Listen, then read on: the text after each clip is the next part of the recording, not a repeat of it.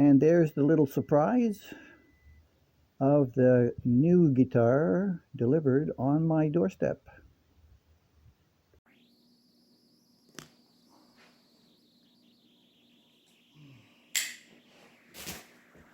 So let's take a look at it.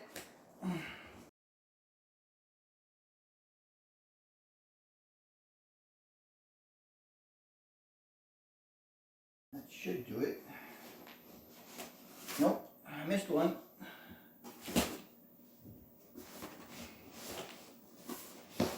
Oh, there's padding because it comes in a gig bag. I forgot about that. This is holding on tight up here. Alright, there we go. We got it.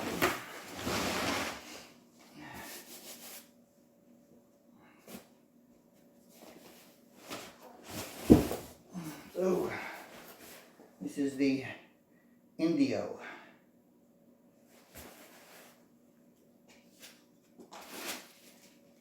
Usual box candy.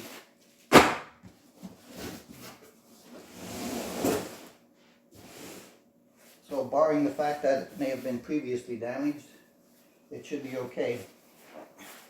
I lucked out on this one. It was a return. These typically run for 183 bucks here in Canada. And got this one for 161 because it was a return. Yeah, see, it's been previously opened, as they said.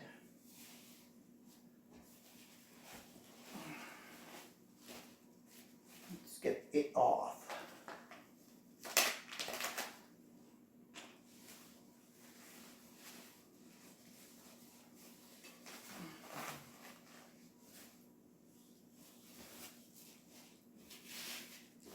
Paper still on there, and the knob for the switches still on there.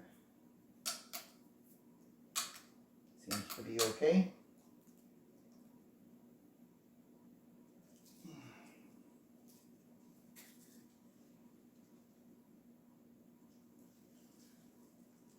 Under initial inspection,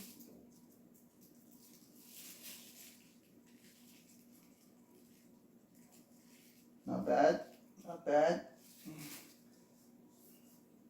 I've never had a little one like this before. I'm hoping the humbuckers are 4-wire so I can put in push-pull pots to split them and get blending. There's a scratch there on the back.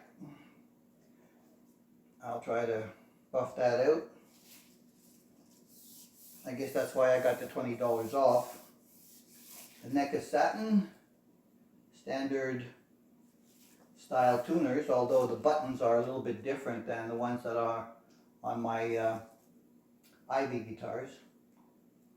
So this is called an Indio Classic 66 here in Canada. There's a different name for it in the States on Amazon.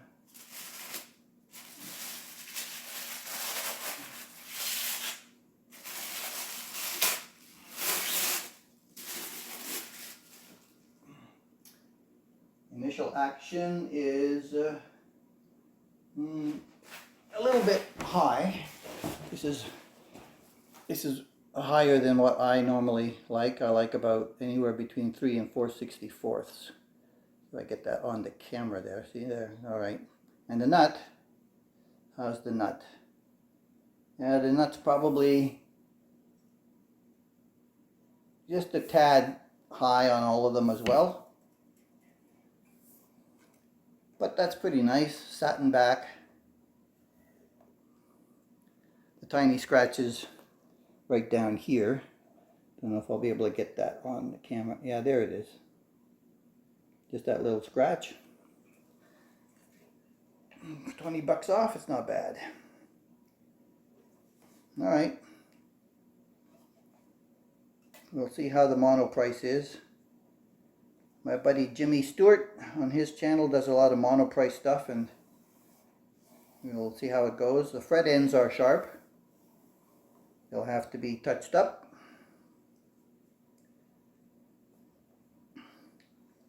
I also don't like these Tune-O-Matic V-style bridges. I like to put rollers on there. It's a lot easier on the strings and easier for intonation. Alright, the next step will be doing some stretching, tuning it up, and see how it plays. Called Cherry Sunburst.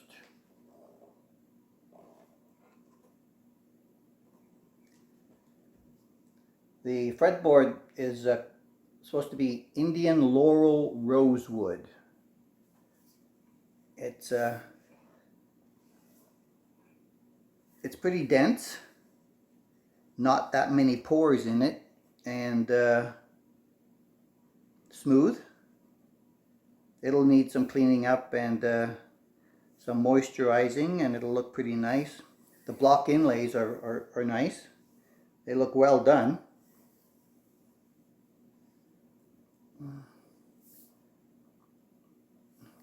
I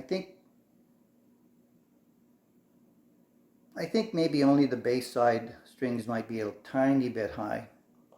But I like the headstock built like this, because that means that the strings come more in line with the nut, so that they're not being stretched out on a standard type of Les Paul type of headstock. This is the first one I have like this. The headstock is nice. I like the black with the Indio on it. It's very shiny. So overall, for 161 bucks, I'm very pleased. Hopefully, it plays. Welcome to the green screen studio. Got my reading glasses on so I can see up close. So, I'm pretty impressed so far with it. I made some adjustments, multiple tunings, multiple string stretchings, and it's been climatizing downstairs here for about an hour, and it finally is holding tune. So adjustments that I've made is lowering the bridge to get the action set up that I wanted, which is between 3 and 4 64ths, and also on here 3 64ths on the treble side. The pickups had to be lowered, of course, because they were a little bit too high on the both sides of the neck. And treble side was good, and the bass side was high. Other than that, not bad at all.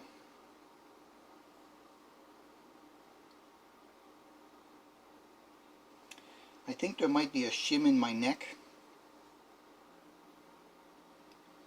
and the reason I say that, I'll find out when I take it off, is that on this side, you see the neck is pretty much parallel to the body. On this side, it looks like a door wedge. We'll see what happens when I take that off to fix it. But right now, it's okay the way it is. So this is it. I'm on a Fender 65 Deluxe Reverb, 0 on everything. The volume's on 10, the gain is on 0, treble, middle, bass all on 0, and that's it. Oh, sorry, there is a little bit of reverb and delay also in the loop. Okay, they're off.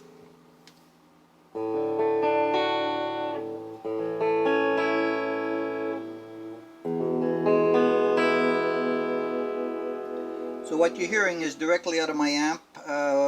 Master volume on there is set at 3, which is about 30 watts out of the 100. And that is the bridge. Now I've noticed, while I was playing with this thing around to get it set up, These pickups are a little darker than I like, but with some adjustments and adding a little treble in there, I can make it sound pretty much what I want it to do. We'll see. Since this didn't come with a push-pull switch, I was thinking it's probably a 2-wire humbucker. But my intention would be that if they're 4-wire, I'm going to remove the tone and make this a volume for the bridge. This will become a volume for the neck. And I'll push-pull them so I can split them and blend like I did on my Ivy guitar. And like I intend to do on my CST-24. Add another volume.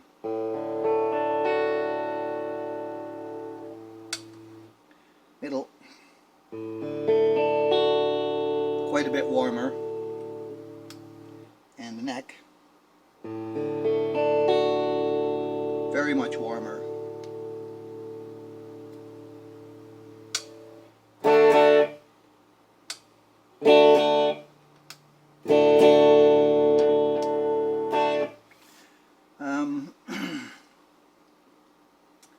Impressive part was that I thought the nut might be a little bit high. Once I got this action down to where it should be, the nut is perfect.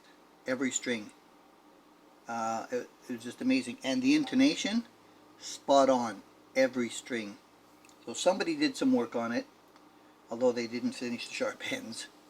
I can fix that pretty easy. The tuners, I don't know if it's them or it was the strings, but I had a little trouble with the E and the A. The buttons don't seem to be slipping like they do on my IV2 guitar, which I really don't like. Anyway, this is not about the Ivy, this is about this one. I may or may not. I don't know. I'll see once I get some D'Addario strings on this thing. I think these are probably 10s. I'm going to check. Might be a 9. I'm going to just reset to the patch that I'll be using for the next song.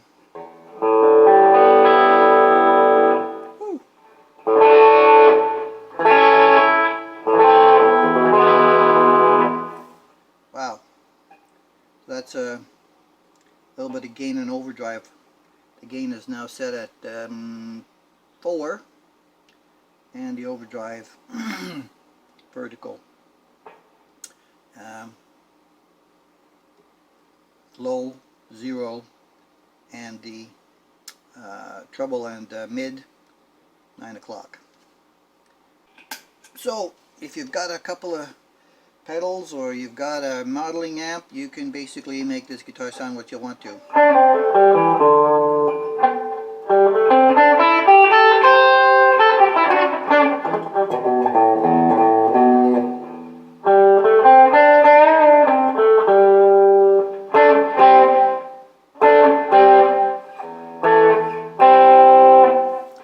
So that's out of the box with just a few adjustment setups. Next thing I'll be doing is checking in the back cover to see if I've got 2 or 4 wires in there for the pickups. I'll try to buff out that little bit of a scratch down there and just clean it up generally. But yep, I think it was a really good buy for 162 bucks plus taxes. Really happy I jumped on this open box. Okay, so here it is. I'm hand holding my phone to try to get this thing done. So that's what it looks like inside. Just opening it straight out of the cover, didn't move anything.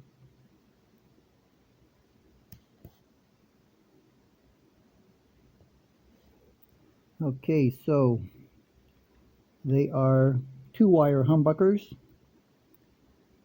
You can see right here, as the pickup wire comes in to the switch here, it's a single conductor with the shield. So there's not a lot I'm going to be able to do with this unless I change pickups to be able to do what I thought I wanted to do. But I may not do that depending on how it plays. The yellow wire here, if I can find it, there it is quite long, going out to the jack. So they've left all the wires in here quite long from the 2 pickups. There's another yellow. I think it's just patching between, yeah, the switch and the pot, the volume pot. And I'll have to take a closer look down in there to see what that capacitor could possibly be. As far as the value goes, I don't know if I can get a shot of that. Let me try my macro lens.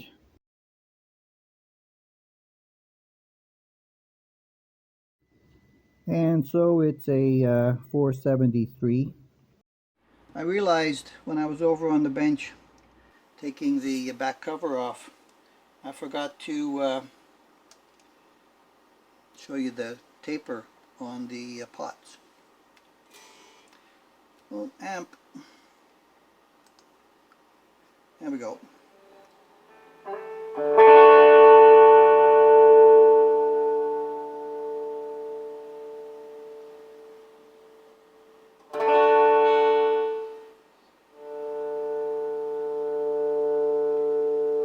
Nice and linear.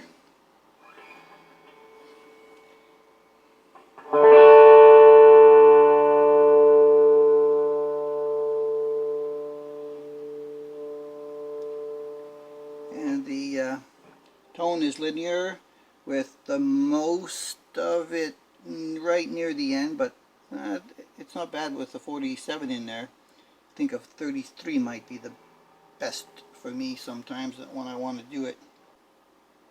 Oh, and the good news is I was able to get that scratch out completely. That was right down there, right about where the light is, buffed out in less than a minute. So whoever had this guitar and sent it back, thank you. I think she's going to be good. Oh, another thing I noticed was on the back, there is a scarf joint, and the scarf is right about here, right there, all the way down to the side there. And they even made that try to look like it went with the wood grain up here in the other piece like that, so it kind of blends in. Pretty cool for, you know, an inexpensive guitar by Monoprice. It's a little bit impressive. For the price of this guitar that comes with a gig bag that normally costs about 30 bucks here in Canada. Very impressive. I'm very happy with the purchase.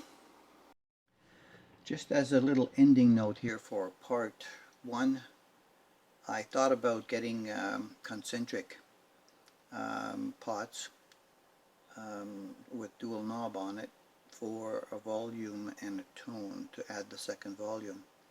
But I'm finding out that getting those parts will cost as much as half of the guitar did on its own. So I'm not going to go that way, I don't think, unless I find something economical. So what I'm thinking I'll be doing is just taking out the tone and adding a second volume. That's more advantageous to me than a tone pot. So we'll see what happens in part 2.